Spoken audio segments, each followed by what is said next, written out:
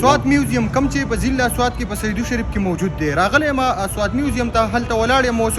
دا شاته چې دی دا ګیټ دی، اوس به زه دې ته ځم. په دې کې چې دی کم تاریخي څه هم دي هغه به زه تاسو ته ټول ښیم. د ټولو لمبې چې دی دې ته زه اوس انټري کوم. د ټولو لمبې او د دننه رالم. د دې نه علاوه که تاسو وګورئ نو دا مختلف سامان دی. دا چې کم د پخواني د بودیزم خلک چې کم وو نو دا ټول چې دی د هغې د وختو دي. او دا چې دی کم دا سټوپاګانې څه چې هم دي نو په دې په ایریا کې چې مطلب په دې ایریاګانو کې چې چا هم مونتې دي نو هغه دلته دی راوړي دي او په دې ځای کې چې ایښي دي. د دې نه علاوه چې دی که دې ته تاسو وګورئ دا ټول چې دی د دوی د استعمال سامان دی. د دوی په استعمال کې به راتلو. اوس دا پته نه آیا چې دا به څه بني خو دا ټول چې دی د دوی په استعمال کې به راتلو. د دې نه علاوه بودکړه چې کومه ده که تاسو خیال کړی ما ویلاګ تاسو سره شریک کړی. په ویلاګ کې ما ویلي چې د ایټلي نه کوم کسان راغلي وو هغوی چې دی د دې بودکړې نه چې دی کوم سامانونه دغه کړي دي راوباسلي دي نو هغه چې دی والي سوات سره خبره کړو چې نیم به تاسو دلته پرېږدئ او نیم چې دی ایټلي ته به وړئ. نو دا د هغه د بودکړې نه چې کوم سامانونه راوتي دي نو هغه ټول دا دي. په دې کې دا بوتان هم دي، ډېر قسمه شیزونه دي.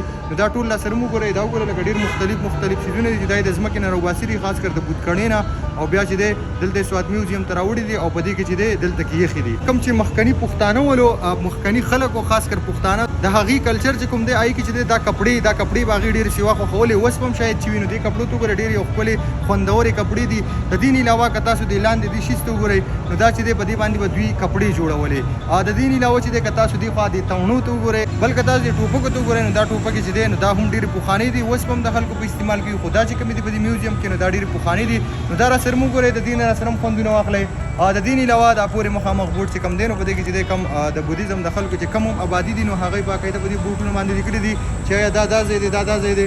که تاسو د جیب ته وګورئ دا جیب چې دی دا د والي سوات جیب دی او دا یې دلته ودرولی دی او زما د ده دا جیب چې دی والله ډېر سیوا خوښ دی. لکه تاسو ته وګورئ ډېر خوندور دی، ډېر کامریډي جیب دی. نو دې ته پکې هم وګورئ دې نه پکې هم ښه باقاعده خوندونه واخلئ. که تاسو دې خوا د سټوپا ته وګورئ دا چې دی دا د سیدو شریف هغه سټوپا ده نو د هغې یو شکل دلته کې دا ایښی دی او په دې میوزیم کې. او دلته کې چې دا کوم سامان دی نو دا هم د دې سټوپا د دې ایریا نه چې دی آس پاس چې کوم د دې نه راوتلی سامان دی نو هغه یې دلته ایښی دی.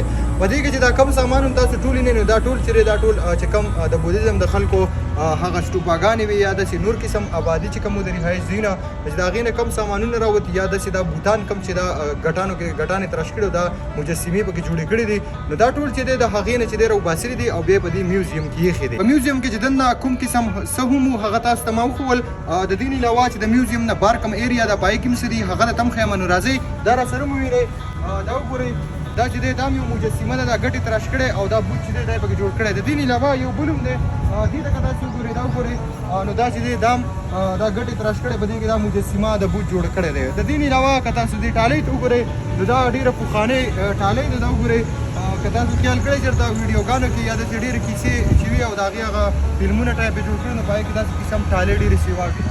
دا ډېره غټه ټالۍ ده دا چې به یې والي نو د دې ډېر سیوا تیز اواز و. که دا ټالۍ اوس هم مطلب سکوں وایي نو زیان چې به د ټول سیدو کې به دې اواز ویلی چې د دې اواز ډېر سیوا تیز وي. د دې نه علاوه که تاسو وګورئ دې خوا دا د ټوپې چې کوم وي نو د هغې هغه سپیلۍ دي. نو دې ته وګوره دې دا اوسپنه چې ډېره ډکه اوسپنه ده خدای شي ډېر به درنې ده که نه. دې نه علاوه دا ښکلا ده مطلب نیچر پکې هم ښه سیوا دي. دا نننی ولاګ چې کوم دی نو دا د سوات په میوزیم باندې کوم چې په سیدو شریف کې موجود دی.